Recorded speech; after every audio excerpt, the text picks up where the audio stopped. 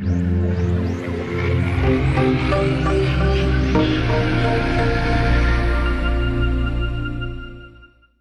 and welcome to the first Prince of Persia development diary, direct here from Ubisoft Montreal. Today you're going to get to see some exclusive new content. First, how our open world structure works. Second, a new Prince ability, what we call the roof run. And third, a deeper glimpse into how our combat system works. The best way to explain our world structure is through an analogy. Imagine a map of a country with no small cities, only major ones.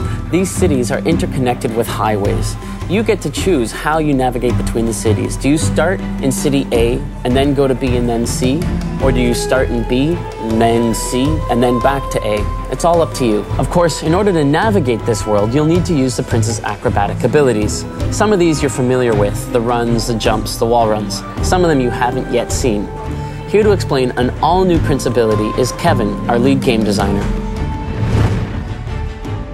Throughout the years, the Prince has gained many new abilities. It's been a real challenge for us game developers. Now, let's discover a new move, the roof run. Since Sands of Time, wall run was always a signature movement of the Prince. We always tried to improve the wall run to keep this movement interesting and different.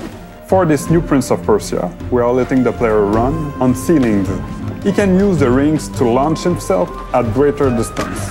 Some rings even lets the Prince perform a roof run to a vertical wall run, which gave us many new options. Now it's time to look at our top secret combat lab, where Thomas is practicing.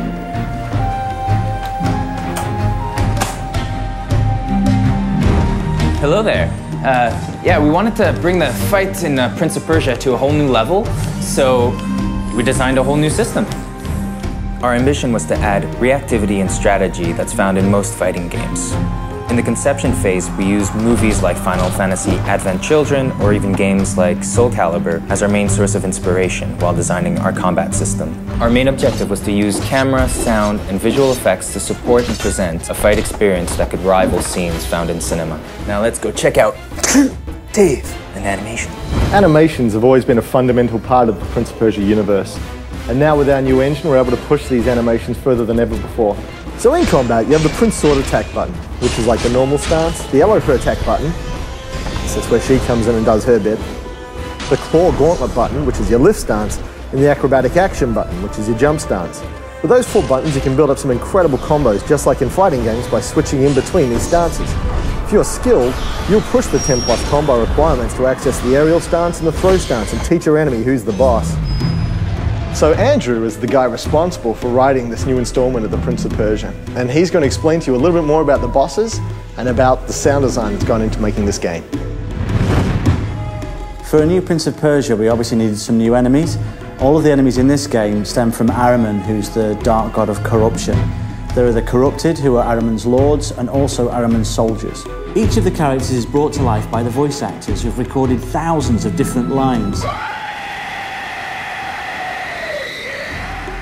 Unlike previous games, the Prince and Elika have dialogue available, so you can choose when they interact. They call out when performing acrobatics, and you can even taunt enemies during fights. Each of the enemies has a very distinctive personality, ensuring an experience unlike any Prince of Persia game before. I hope you enjoyed this little tour of the studio and getting the chance to meet some of the development team members. Stay tuned for the next Prince of Persia development diary, where we'll have even more exclusive content for you.